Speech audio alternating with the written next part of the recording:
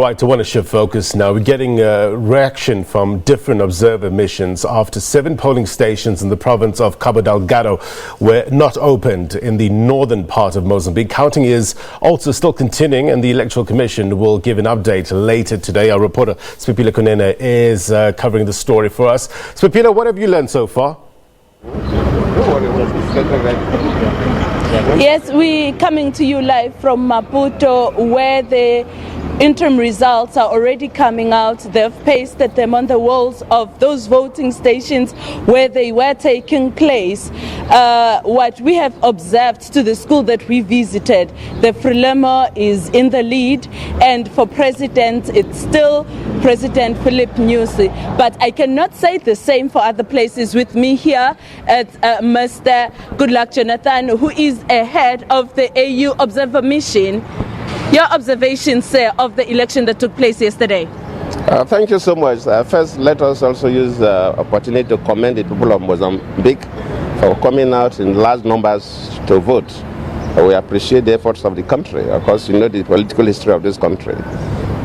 We just met with other observation missions African Union hosted. And yes, there were some cases where there are some minor incidences observed, but not very perverse. It doesn't spread across, so we believe it will not affect the general outcome of the results. We commend the electoral management body, the Electoral Commission. The staff were well trained. We've seen a lot of professionalism in them, and they did a very wonderful job. We appreciate the quality of elections, and we believe that the final results will be accepted by the key stakeholders. Let me take you back a bit. There's an observer guy that died here, a local observer, head of the Orphan Local Observer Mission in Shai. What's your take on that? Before the election? Yes, before the election. Yes, that matter was discussed. We even discussed with Mr. President. It's quite unfortunate. We cannot make any significant comment because the police are still investigating that matter. It will not be proper for us to bias the mind of people. Let us wait until we get the police report. But somehow that incident happened a few days before the election. If it had happened yesterday, it could have been a cause for concern. But it happened weeks or so before the election, and it's been investigated. So let us wait for the results of the investigation. In Cabo Delgado, in the north, 7 voting stations were not open due to the insurgency. What's your take on that? Yes, the chairman or the president of the Electoral Commission briefed us that because of the excesses of restiveness in those areas, they were not going to conduct elections in those areas. And we believe that since they know and they prepare not to conduct elections in those areas, we believe that the exclusion of those will not affect the outcome of the result. Thank you for your time, Mr. Goodluck Jonathan.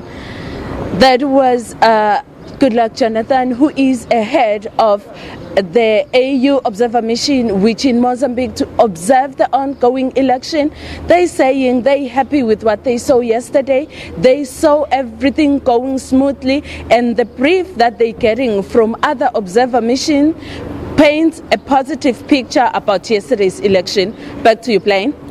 Spipila, just give us a sense of what analysts are saying. Obviously, we're waiting for the results to come in, but we know that Frelimo, the party, has been in power for about, 44 years since independence, I guess, from Portugal in 1975. But are analysts predicting that the political geography of the country will change substantially?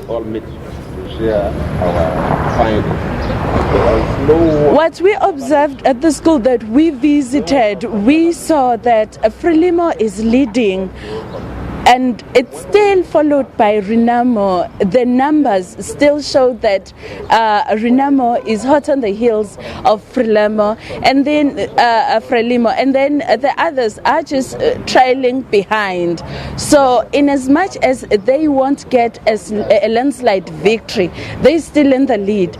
The two organizations, the two political parties that have been fighting for presidency and leadership in the country are still in the the lead.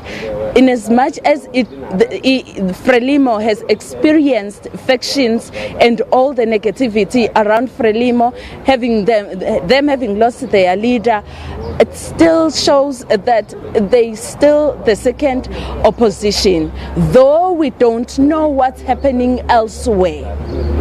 Spepile, thank you very much indeed for your reporting. Keep your ears to the ground and come back to us and give us the very latest from Mozambique. Our reporter Spepile Kunene live for us in Mozambique, giving us an update there about the vote counting that is currently underway. Results are expected to be announced later today.